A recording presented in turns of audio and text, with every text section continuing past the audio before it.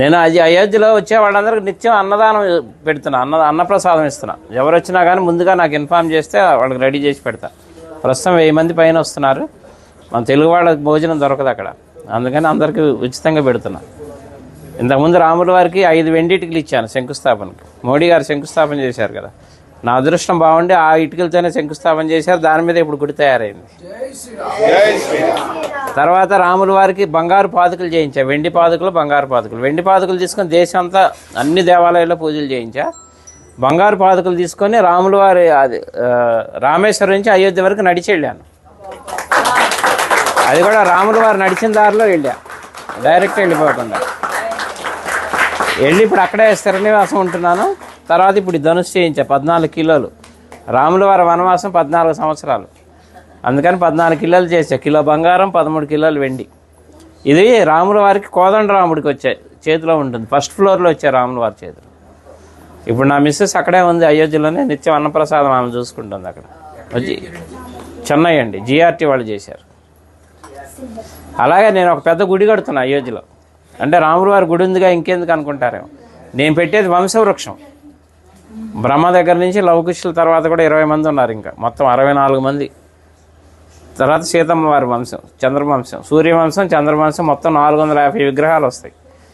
అంటే రాముల వారి వంశంతో పాటు రాముల వారికి అనుబంధం ఉన్న ఎవరెవరు ప్రముఖ వ్యక్తులు, మహా ఋషులు ఉన్నారు కదా, సప్త ఋషులు, వాళ్ళకి ఎవరెవరు సాంగత్యం ఉందో అందరి విగ్రహాలు పెట్టిస్తున్నా.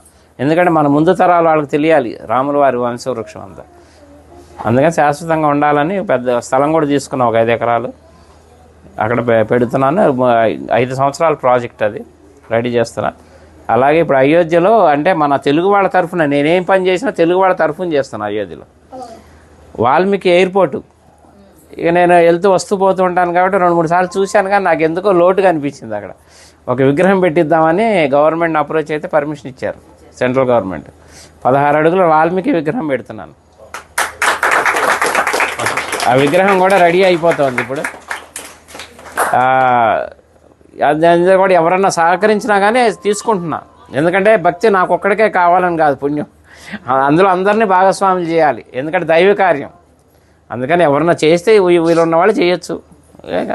అనుగ్రహం మొదలుపెట్టాను, వర్క్ జరుగుతుంది ఫాస్ట్గానే. మార్చి ఏప్రిల్లో విగ్రహ ప్రతిష్టాపన అయోధ్యలో. అట్లా అన్ని కార్యక్రమాలు మీరు ఎవరు ఎప్పుడు వచ్చినా కానీ నాకు చక్కగా నాకు ఫోన్ చేస్తే ముందుగా అన్ని ఏర్పాట్లు చేస్తారు. రూములు కావాలన్నా అక్కడ 48 రూములు కూడా కట్టబోతున్నాను.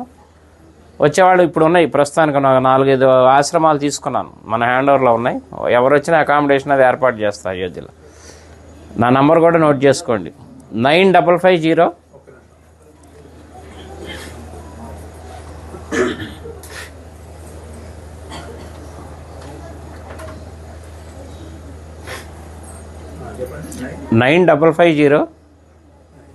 754-389. చల్లా శ్రీనివాస్ శాస్త్రి అయోధ్య అని పెట్టుకోండి. ఇంకా నేను ఉండబోయేది అక్కడే, హైదరాబాదే మాది కానీ మణికొండ, కానీ ప్రస్తుతం ఇంకా షిఫ్ట్ అయిపోయినాం అక్కడే ఉండి వచ్చే భక్తులకి సహాయం చేద్దామని అక్కడే ఉంటున్నాయి. ఇంకా రామ భక్తులకి సేవ చేసుకునే భాగ్యం ఇప్పించాడు రాముల వారు నాకు. ఎందుకంటే నిన్నే బాలరాముడు ప్రతిష్ట నిన్నే 1 year.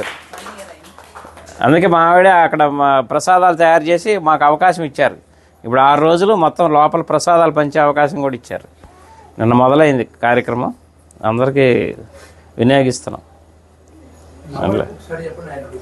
9550-754-389. చల్లా శ్రీనివాస్ శాస్త్రి అయోధ్య. ఓకేనా? ఎవరు ఏ టైంలో చేసినా కానీ నేను అందుబాటులో ఉంటాను.